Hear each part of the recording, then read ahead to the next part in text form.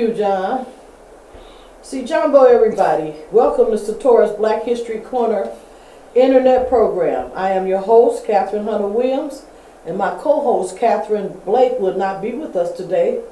So with me as my other co-host today will be Dr. George Moss. I'm very glad to be here, Kathryn. They went teaming back up again. I've been wanting you to get on here for a long time. This like old times, isn't it? We used to be together as a host and co-hostess, and I'm very glad to be back with you, Kathryn. It's always a pleasure. I have been wanting to do it. I was gonna get you. It just weird, but the Lord worked it how He worked it. Thank you. It's always a pleasure. Yes. Today we're going to tell our story about Gabriel Prosser and Toussaint Louverture. These are two men whose stories some of us know about, but then there are others who have never heard of them, especially our young people. In our Freedom Message located in Satora's Black History Corner newsletter, we teach our youth the lessons of past mistakes which happened throughout our story so they will learn not to repeat them today. So today we're going to begin with Dr. Moss speaking about or teaching about Toussaint Louverture, and then we're going to end our story with Gabriel, and I want to let you see if you see the connection. See if you can figure out the connection between these two men. Okay, Kathryn, first of all, thanks for having me on your program. I watch you live every time you come on. I try to run home from my program from 2 to 3, and then at 3:30 you come on. I try to run home and make sure I don't you keep me informed of what's going on, because I'm always live, so I can't see it. And when I do see it, I'll be trying to find how many people, and I can't because it's been recorded. Well, let me speak to Toussaint Louverture. Toussaint Louverture, I'm going to read a couple of biographical statements here about this revolutionary who I think was inspired by the American Revolution that had occurred here. We just got through celebrating on July the 4th, the 239th birthday celebration of this country. And he did with a few men. And did it with a small group. And didn't have guns. And that's why Wendell Phillips said that you may think me a fanatic in saying that when the history is written, it will put Napoleon in his part, and Washington will be put at what he did, but at the top of the pyramid in all of them will be the name of Toussaint Louverture. And that's what Wendell Phillips said in terms of where he would place him in terms of all these great generals in the past. But with limited resources, Kathryn, you were talking about just a minute ago, Toussaint Louverture stands at the helm of all of them, according to what Wendell Phillips was trying to get across. So this is something quite interesting that played out in Haiti, and this is going on. Let's see here, with the American Revolution starting July the 4th, 1776. This would be then 25 years later, because this is going to take place in 1791. A couple of biographical statements about Toussaint Louverture. Francois Dominique Toussaint Louverture was born May the 20th, 1743, and he died April of 1803. He is also known as Toussaint Louverture, Toussaint Breeder, which would be named after the plantation owner, and nicknamed, and I saw that in J. Rogers' book, in volume 2 of his book called World's Great Men of Color. And any time you have World's Great Men of Color, and you talk about the whole world, and you have black men being mentioned, you got to mention Toussaint Louverture's name. Yes, you do. General. General Toussaint Louverture was the leader of the Haitian Revolution. His military genius and political acumen transformed an entire society of slaves into the independent state of Haiti. The success of the Haitian Revolution shook the institution of slavery throughout the New World. And Kathryn, when you get to your part about Prosser, we're certainly going to see a place here in terms of the person that preceded that revolution led by Prosser would be this revolution that's going on in Haiti. And the connection between the two of them. I would say this: the best book, and I think it's one of the best books I've read. You know, it's considered one of the 20 best books that's been written by some historians, and that's a book by C.L.R. James, which is the book that he put out about Toussaint Louverture called The Black Jacobins. Now, the Black Jacobins would be in line with the revolution that had kicked off in France 13 years after the American Revolution, which had been about 1789. And so these were the Jacobins over in France. Now, the title of this book, James is saying these are the Black Jacobins, and they are the ones that are rising up, not within France itself, but they're rising up against France, and Napoleon Bonaparte is at that point the Emperor of France, and therefore this is against Napoleon's forces. And so in 1791 you have this revolution kicked off. It was an age of revolution, because the American Revolution, then the French Revolution, and now we have a revolution, the second revolution in the Western Hemisphere, where you have Toussaint Louverture leading this revolution, although it did not initiate it. I saw a program some time ago where they were asking the people in the audience on Tony Brown's show, who initiated this revolution? Everybody said Toussaint Louverture, but he said no, the ones that initiated was Boukman, Bielso, and John Francois. And then Toussaint Louverture, who was more of the house kind of black, the one that Malcolm X would criticize and say the house Negro and the field Negro. Well, Toussaint Louverture would be what you would consider to be a house Negro. He wasn't working in the field. He was the coachman.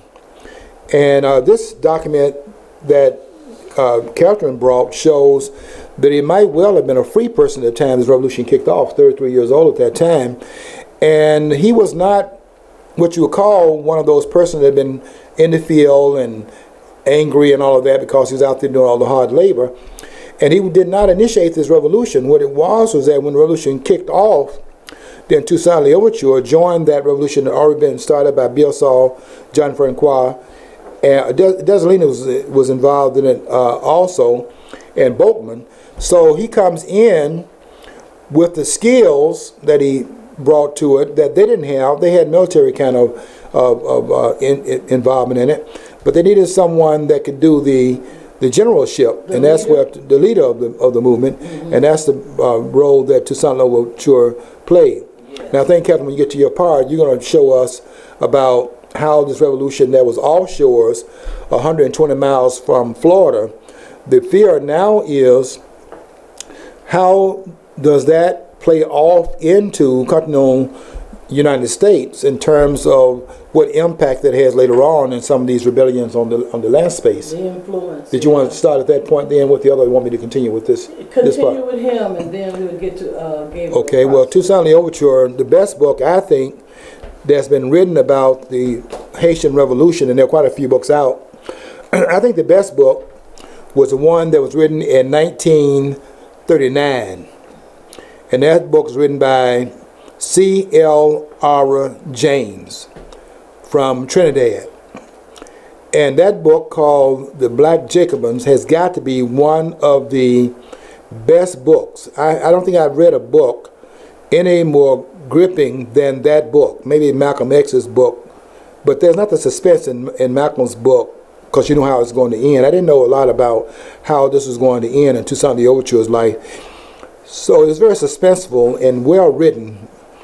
And C.L.R. James, the great Trinidadian historian, who was one of those major writers in the Caribbean, put this book out in 1939. This is 2 years after the book came out called Introduction to African Civilization, put out by Willis Huggins, whose book came out in 1937.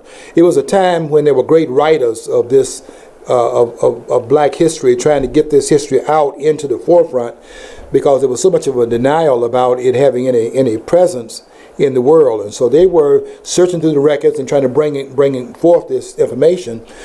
And Willis Huggins, along with John G. Jackson, did so in 37, and then 2 years later, here comes C.L.R. James writing about this Toussaint, the revolution in which Toussaint Louverture played a major role.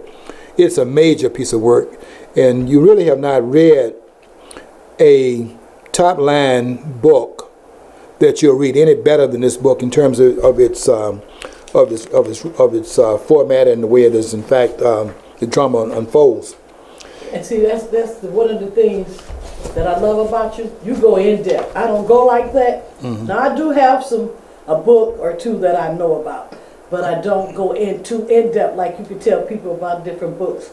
And I thought it was just General Louverture that was the main person. He was the leader. I didn't know it was a rebellion already going on. Yeah, he joined it later because he was trying to see how you try to figure out how is this going to play out, because you don't want to get on a losing end and then you have a certain privileged position that you have, and that could go up in smoke, and you want to see what's happening here, how serious they are. Mm-hmm. And until you're convinced that there's sincerity, like for example in our revolution here in this country, Kathryn, when those 56 signers of the Declaration of Independence were in that room on July the 2nd, 2 days before the document was in fact agreed to and became official, when they drew this document up July the 2nd, it wasn't clear about how that's going to play out now. These people are actually serious, and what they did in that room is they pledged their honor, their sacred word, and their fortune to this, and you didn't see not one of them become disaffected. There's no Benedict Arnold in that room. That will be something that plays out when the fighting starts.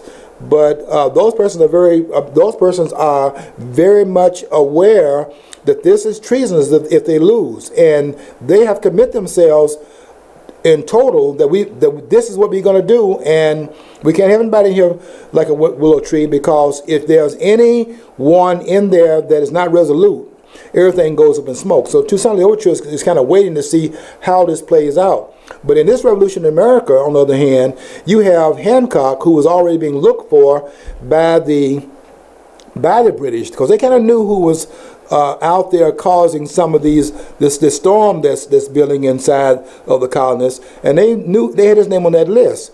And what Hancock does to show you his commitment to what they were doing, Hancock writes his name above all the other 55 persons in that room, and he writes his name later, because it's not really, they don't sign it until like August. It's not signed July the 4th. That's the document being ratified at that point and agreed by the Continental Congress. They actually, about August the 2nd, come back and sign their names to it. And Hancock, John Hancock, they talk about signing your John Hancock. John Hancock becomes famous because John Hancock wanted to make sure that the British were looking for him. He put his name at the top and wrote it in bold print, so the King George III could see it without his spectacles. They wanted him to see it's like in your face. So this was about the 1776. Yeah, 1776. When they signed that document, there are 56 names on it. And I'm saying that this is I will. And this is the beginning of the revolutionary fervor in the world at this point. Now they've cut off some kings' heads now, starting with Charles I in 1649. So they've done that part. But in terms of a revolutionary spirit into the world, that's born into the American Revolution, because of the ideas of all men are created equal. That's new.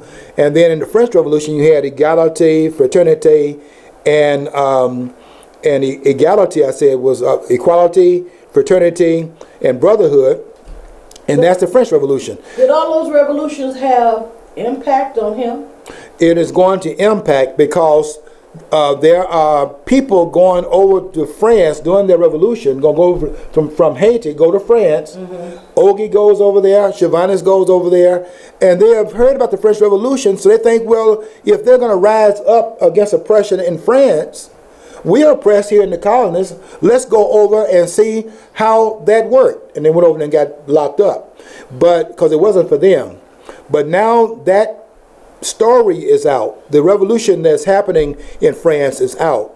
And 2 years later, there's a rising up in Haiti that's consistent with the rising up that occurred in France under Louis the 15th and Marie Antoinette. and those on the French soil. You know, they cut where they were saying that the British are cutting off the people's heads. Well, they cut off Louis XV head in France and cut off Marie Antoinette's head in France in the French Revolution. And now that revolutionary spirit is in the colonists because they've heard about it. Okay. And Toussaint Louverture, now they want some of that freedom also. And that's what they're after. And he won. And they're going to fight for it for themselves. Now you can see how revolution gets into the atmosphere, because when you start to talk about freedom and you have those words that are being mentioned, then you're setting some ideas into the oppressed environment where it reverberates outside of that which is intended to some places where it's not intended. And that's the thing that you're now seeing it down into the enslaved parts of the population. And France has ignited its revolution, being inspired by the American Revolution, now the French Revolution, and from France now into its colony in Haiti. And that's why they are rising up. I don't know if you'll have any of that going on if it had not been for the American Revolution. I don't know if any of this would have kicked off, certainly at the time that it did. So, because whenever people are oppressed, eventually they will eventually do it. They will rise up. In that time period, though, I think that what you have there is that the time in which it occurred is like a domino effect. Like, for example, we had an uprising in this country here where it wasn't so much a revolutionary, there was no revolutionary intent. It was just that we are not going to take this oppression.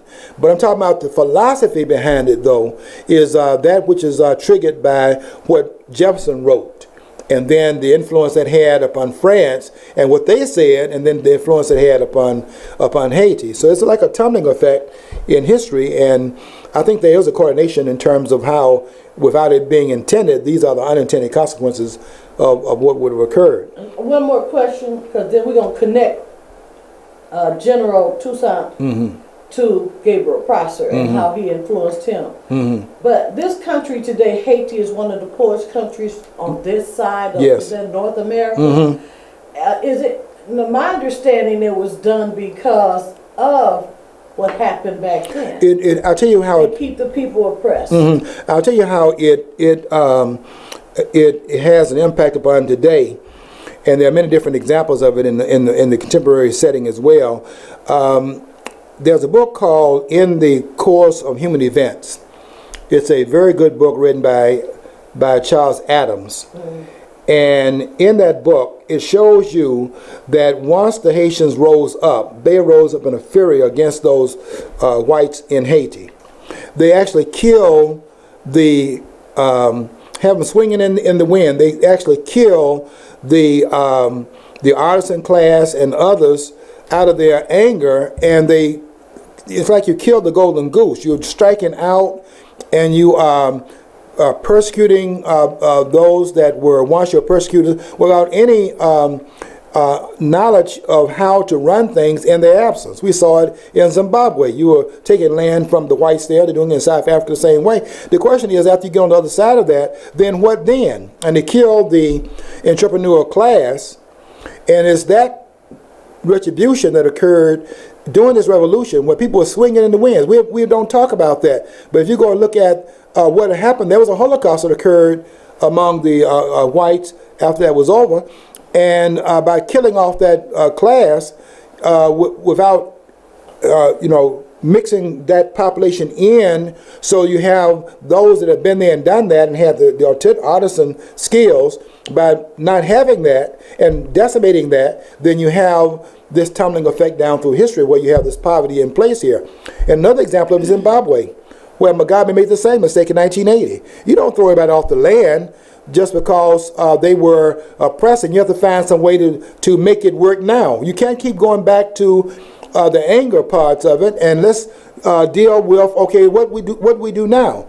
And by throwing them off the land and putting people on the land that didn't know anything about farming, didn't know anything about how to raise crops and things like that and produce enough so you have enough in your country and something to export outside, so you have wealth being created in the nation, and also to export, they get wealth coming into the nation from outside. If you don't know how to do that, then you're going to set the country up for failure. And Haiti is paying a price right now. That with Gabriel? Yeah, I'm saying that's a problem. Now, this is run out of time. Yeah, okay. Well, the main point though is that this knowledge of this revolution cannot be contained inside of Haiti.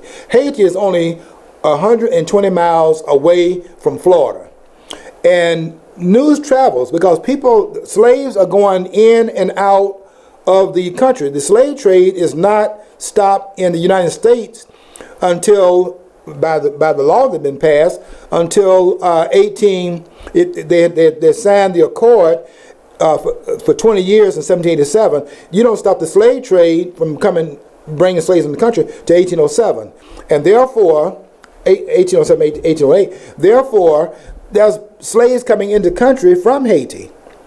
And some of that information is being placed in the context of those slaves that are now being added to the population, and they're talking about this revolution. Okay. And that's how you're hearing it on these shores here from the mouthograph, as we call it. Yeah, we're running out of time. Okay, so let me close my mouth. I won't mouthograph anymore. We ran out of time. We're going to wrap this up. What I'll do on the next program, we'll talk about Gabriel Prosser, and then pull these together. Mm-hmm. Yeah. Because we'll run way over, really, when I get off into what I'm talking about as far as about him. And still the question is, see if you can figure out their connection. Dr. Moss basically told you their connection, but in a couple of weeks you're going to be the forgot, and I'm going to bring it back to you. So is there any last things you want to say about Toussaint? Yeah, Toussaint Louverture needs to be studied on the same level as we study the revolutionaries in America, all of them being great. I have a lot of respect for the framers, those 56 signers of the American Revolution. Those who signed that document knowing that if they were in fact caught, if they did not win this revolutionary struggle, each one of them would have been swinging in the winds. That's what Benjamin Franklin was saying when he said we must hang together, because if we don't hang together, meaning stick together in this revolutionary situation, we would certainly hang separately. And when Napoleon went against Toussaint Louverture, you see the same thing repeating itself. And when Napoleon sent over his army to defeat this revolution, I will wrap this up. Yeah. They stood on the mountain with his eyeglass looking at the troops on those ships, and Toussaint Louverture said that Napoleon has sent his whole army over here. And they stood up resolutely against that, and they defeated the army there, and now we have a situation on our hands on the plantation of the United States, even more so because they've been influenced by these revolutions that have occurred both here and also in Haiti. Oh yeah, and I will continue our story on my next program about Gabriel Prosser. Thank you, Dr. Moss. But I know you could go a little longer, but we're gonna wrap it up. And like I said earlier, we teach our story about famous people in our past, so that our youth can learn from their past so they won't make the same mistakes. Because we was also talking about bombing, because my last guest on the program, Priest McCants, was talking about a race war. And then I was talking about, they bombed, they dropped bombs, Tulsa, and we talked about Philadelphia. Mm-hmm. So we want to learn from those past mistakes so they won't be repeated today. Mm-hmm. Yeah, but thank you so much. And he went in depth. See, I don't go that in depth. I do say some things he would say, but he really gave you the history. Thank you, Dr. Moss. Okay, I always enjoyed Kathryn, and thanks for inviting me again. Yeah.